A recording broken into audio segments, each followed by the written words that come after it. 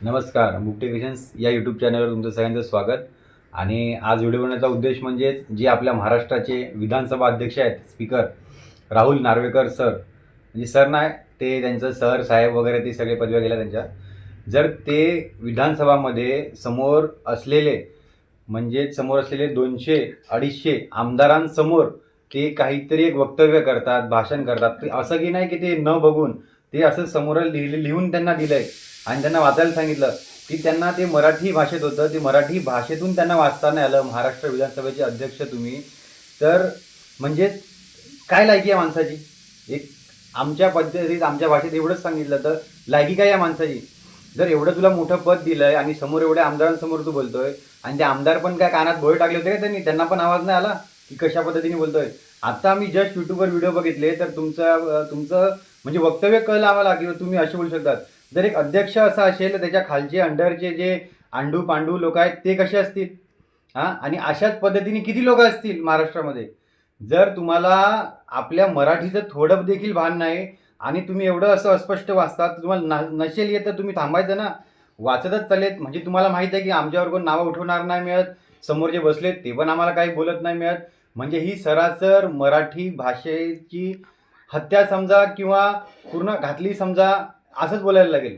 कारण की जर तुम्ही महाराष्ट्राचं तुम्ही प्रतिनिधी करताय, जर एवढ्या मोठ्या लेवलवर एवढ्या मोठ्या पोस्टवर पदावर तुम्ही बसून जर तुम्ही मराठीचा अख्खा खेळखंडोबा करत असतील तर मग खरंच तुमची अजिबात लायकी नाही तिथे बसण्याची. जर असं आणखीन 2-3 महिन्यात होत असेल ना कोणाकडून, तर खरंच तुम्हाला रस्त्यावर तुडवलं जाईल. आणि आत्ताच मागे रिसेंटली गोष्ट झाली की ते शिवसेनेचे खासदार फुटले, हे ते. म्हणजेच आम्ही लोकांनी एवढं तुम्हाला निवडून द्यायचं, एवढं हे करून काटापिटा करून हे ते, तुम्ही एवढे पैसा खर्च करून केंद्राचा, राज्याचा, शासनाचा पैसा खर्च करून निवडणुका घ्यायच्या, आणि या निवडणुका घेऊन सुद्धा आम्ही जिथे तुम्हाला बसायला सांगितलं तिथे न बसता तुम्ही स्वतःच्या वैयक्तिक महत्त्वासाठी कशासाठी तुम्ही डायरेक्ट दुसऱ्या पक्षात जातात. ते तुम्ही जनतेला विचारलं का? तर हे सारासर चुकीचं आहे.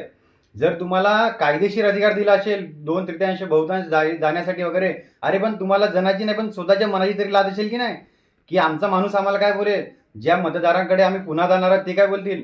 आणि या वेळेस जे खासदारांनी पक्षफुटी केली आहे किंवा आपल्या मराठी भाषेबद्दल, किंवा आता काही काही जे वाईट होईल ना, कारण की आता अगोदरपेक्षा सोशल मीडिया फार फास्ट आहे.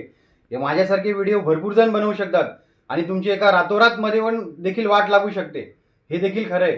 त्यामुळे यापुढे तुम्हाला एवढं मोठं पद आहे ना, तर त्या पदाला तुम्ही अगोदर जी शपथ घेतात ती शपथ तुम्ही हे करा. स्वतःच्या वैयक्तिक महत्त्वासाठी आम्ही तुम्हाला निवडून नाही दिले तिकडे मिळत. आज आम्ही जनतेने ठरवलं ना, आज रातोरात तुम्हाला ठोकू शकतो आम्ही.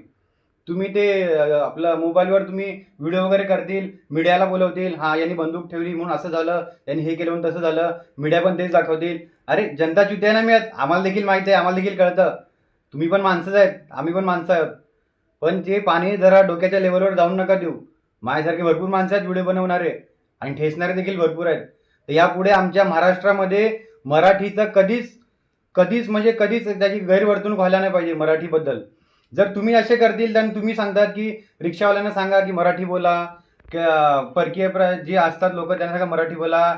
अरे व्हेंचर, तुम्हाला स्वतःला मराठी येत नाही, वाचता येत नाही, ते लोक तर डायरेक्ट तुमच्या तोंडावर मुततील, सांगतील ये हमारा अध्यक्ष इसको नाही आता मराठी बोलने के लिए, हम क्यों बोलू, डायरेक्ट बोलतील ते.